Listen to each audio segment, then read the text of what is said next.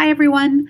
The purpose of this video is to specifically define the middle school hybrid now that the district will be moving to an AM and PM in-person or virtual hybrid for all middle school students beginning second quarter, which starts October 26th. These next two slides will show a side-by-side comparison for students who are electing to return in person or the student who is electing to remain all virtual. Note at the top that this one says AM student view Monday, Tuesday, Thursday, and Friday. So this slide is particularly related to students who will have the AM option assigned to them by their building principal. And this schedule applies to Monday, Tuesday, Thursday, and Friday because Wednesdays will continue to look a bit different. So let's first look at the student on the left who has elected to return to school in person and has been assigned the AM hybrid. This student would arrive at school a little before 8 a.m. and they would attend their first two cores in person from 8 to 9:35. At 9:35, they would be dismissed from school, at which time they would transition home, do a little bit of asynchronous core, and then at 10:35 they would jump on a Zoom call with their other core. They would have a slight break for lunch, and then they would jump on for the remainder of the afternoon to receive their encores synchronously, and they would finish their day with their final core, which would also occur synchronously with the classroom teacher. On the right, you see a very, very comparable schedule, but this student has elected to stay all virtual. So instead of reporting to school, they will hop on that core at 8 a.m. with a virtual instructor. They will have a synchronous session also devoted to them, and then they will get on their second core, also virtual and synchronous at 8:45, and would wrap that up by 9:35. So they're getting the same time periods, just instead of transitioning to school, they're remaining at home and receiving those cores virtually. You'll notice right after that that they have the same asynchronous core opportunity. They just won't have the transition from school. They'll hop on with their classmates again virtually at 10:35 for their core 1 or 3. They'll have a lunch break, and then they'll have their encores and their final core at the end of the day, just like their peers. Now, this slide just shows the opposite view, which would be a student who is assigned to the PM session for the virtual or in-person hybrid by the building principal.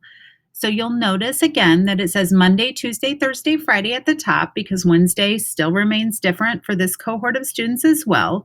And probably the thing that stands out most about this slide is that all students start their day in the PM schedule exactly the same. The students will start their day with their synchronous encores beginning at 8 a.m., and then they will have their first core virtually at 10:35 to 11:15. It's after that 11:15 time slot where things begin to look different based on your decision. From 11:15 to 12:15, if my student is remaining all virtual, they'll just have some time for lunch.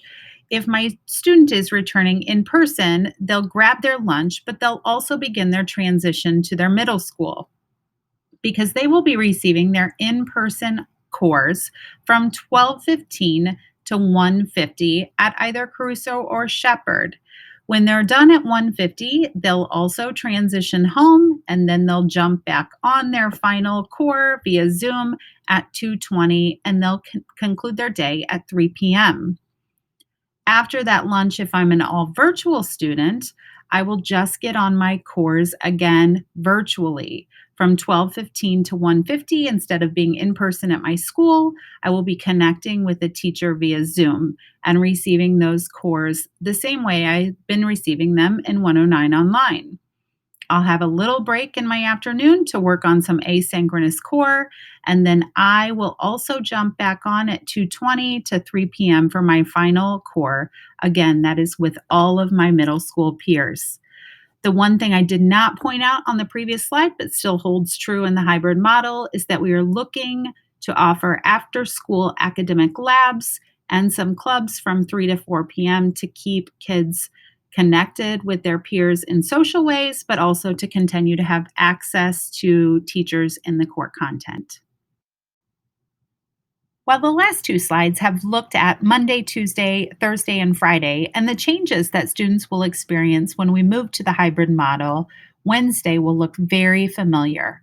All of our middle school students will stay virtual on Wednesdays, and they will continue to follow the 109 online schedule. On Mondays, Tuesdays, Thursdays, and Fridays, we're splitting them into those AM and PM sessions so that 50% of our students can be in schools, attending in person if they choose, and that we can maintain safe environments. They'll still come together on Mondays, Tuesdays, Thursdays, and Fridays as a full cohort for two of their cores that are continuing to occur virtually. On Wednesdays, they will still be together as a full cohort as well for all of their cores and their encores. So again, we're following this Wednesday schedule. Sixth graders kick off their day at 8:20 and they conclude around 2. Eighth graders start at 8:10 and conclude around 1:50. We continue to follow those staggered start and stop times so that students have movement and screen breaks throughout their day. And then we do conclude the day by 2 p.m. because Wednesdays continue to be an important opportunity for our teachers to work, plan, and collaborate together after school. This slide is just to illustrate that our students will be following an A-B rotating schedule on those Monday, Tuesdays, Thursdays, and Fridays.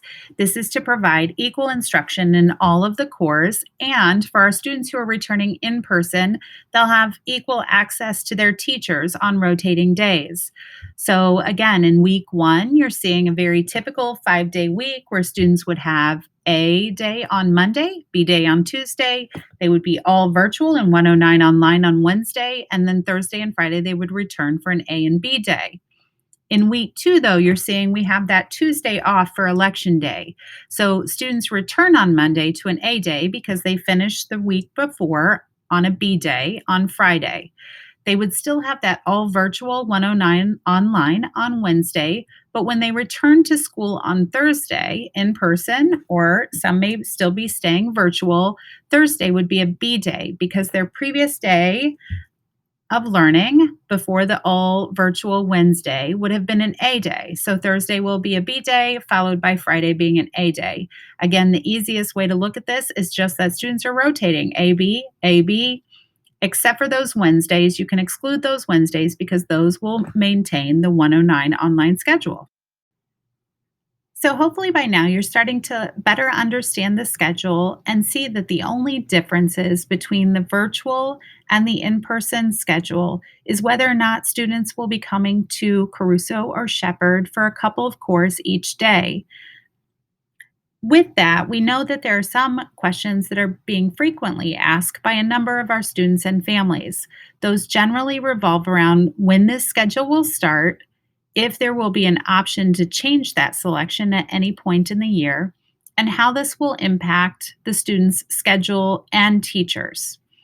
So, first, on Monday, October 26th, is when we will transition to this hybrid schedule that has been shown in this slideshow. This is the first day of the second quarter, and this is when our sixth graders will have the first opportunity to return to our buildings for some in person learning. It's likely that the district will resurvey families prior to the start of third quarter, which is set to begin January 19th. The most difficult question is how will this impact the child's schedule and will they experience any teacher changes? Truly, the number of students and families who are choosing to stay virtual and the number of students and families who are choosing to return in person will impact how principals build each session. They will be working extremely hard with their school teams over the next few weeks to design AM and PM sections to occur both virtually and in person using our existing staff. In using our teachers to provide dedicated virtual or in-person learning opportunities, what we might have to do is schedule a teacher to teach 3 cores in person and maybe 1 virtually. We will not be live streaming classes. We will adjust and modify our schedule so that teachers can dedicate their time either online via Zoom to some students who are choosing to learn at home, or that they'll be able to dedicate their time to the students who are sitting in front of them in their classroom. So we know that families are weighing a lot of options and making this very important decision for their child. This is just a reminder that with this video in the email, you also received a commitment form. That commitment form is due by Monday, October 5th at 9 a.m. Don't forget. Once our principals can look at those commitment forms and see which families and students have elected to stay virtual and which ones will be returning for in person, they can begin working closely with the teachers on those schedules and the AM and PM sessions and who students will be assigned to in terms of teachers. And they'll be able to turn that information around to you so that you can effectively plan at home as well. Again, the commitment form is due by Monday, October 5th at 9 a.m. Hopefully, you've seen throughout this video that the differences are minimal. And no matter what, I hope you understand that our teachers have worked hard since day one. They've been working hard since the spring, but they will do whatever they can to continue to provide the opportunities for growth and learning support for your child, whether it be in the virtual or in person selection. Thanks for listening.